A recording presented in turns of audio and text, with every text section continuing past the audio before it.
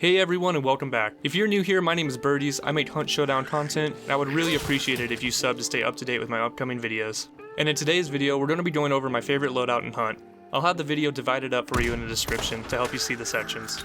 I'll be giving you the loadout I use, the pros and cons, the traits, and the playstyle for this loadout. The big boy gun for this loadout is obviously the Mosin. This powerhouse of a gun costs $490 Hunt with 136 damage to the chest. It has a range of 250 meters, which means you can almost always get a kill shot when you land a headshot. It has an RPM of 34 and a handling of 75%, and a really quick bullet velocity of 615 meters a second, so you don't really have to lead your shot very much.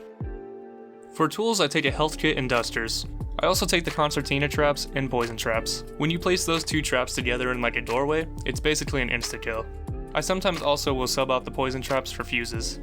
For consumables, I bring an explosive, usually the frag grenade, a poison antidote, and a vitality shot. And sometimes I'll run 2 shots if I'm feeling kinky. For the secondary weapons, I usually run the Paxed Claw. The Pax works really well with fanning and helps cover you in those close ranges. I also at times run Quartermaster, and will take the Romero Hatchet. This loadout will run you anywhere from $950 Hunt to $1,002 Hunt, depending on which loadout variant you run.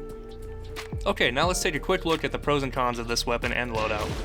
Starting with the pros. Firstly, this gun hits like a truck at almost all distances. The Mosin has great handling and feels really good to use. I personally feel like I'm more accurate when I have this gun. The loadout is also really coherent and isn't hard to use like a crossbow loadout or a bomb lance loadout. And lastly, the Mosin uses long ammo, so you will have great wall penetration. Now let's look at the cons. This loadout really only has 2 main cons, but they're pretty big. Firstly, this loadout does cost a good amount, and if you keep dying, you'll be losing money real quick. The second con is that your close range is pretty weak since quick swapping was removed, and that's why I use the Paxed Claw and Romero Hatchet to help cover in those areas. With fanning, the Paxed Claw is very accurate and will do quick work to the enemies. The Romero in similar fashion will cover you in your close range weakness. Overall, the loadout is very solid, and the cons can be avoided if you know how to maintain your distance and land your shots, but that's kind of general and can be applied to any loadout. So for traits, I'm not going to be going over what they do because I have a whole video going over what each trait does, but here's the one that I use for this loadout. Starting from the top left, going to the right and down. This is a really loose representation of how I grab my traits. It really depends on how many points I have and what I feel like I need, but this page has all the ones that I use. The last part of the video is going to be going over a clip that I have that shows how I play out fights in the mid-range. I'm hoping that this clip will be helpful for newer players to see what a more experienced player thinks about during fights. So for context, there was a lot of fighting at this compound, so my partner and I decided to sneak up and third-party the fighting. I snuck up closer while my partner went to the other side.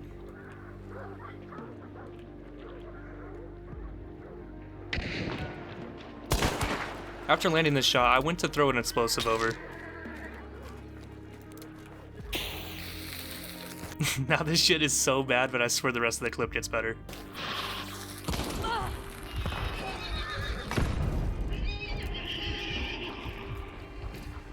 After healing, I went back to help my teammate.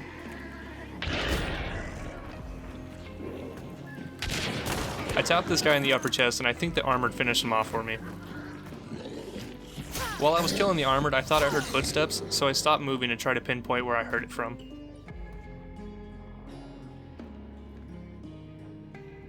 Once I started to move to revive my teammate, I saw the guy for just a frame, so I knew he saw me too. So after seeing him, I decided not to revive because I didn't want to get hit by a dynamite or something like that. So I pushed forward. I honestly thought the zombie was looking at a person, but it really confused me why it wasn't swinging, so that's why I looked into that corner.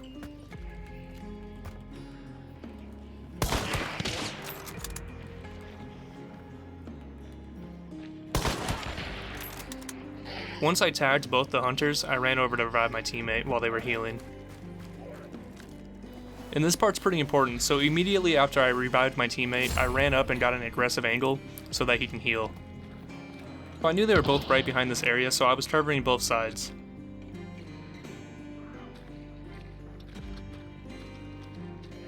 And just for a couple frames, you can see the second hunter run over, so I immediately went back to where the first one was. And now we know this guy doesn't have a good headset, obviously, because he looked over to where I was originally, not hearing me run up on those boxes. After killing him, I reload and looked to see where my partner was. I decided to push up from a different area to help support my teammate. From there, we just pushed from different angles to trap her into that spot and get the kill.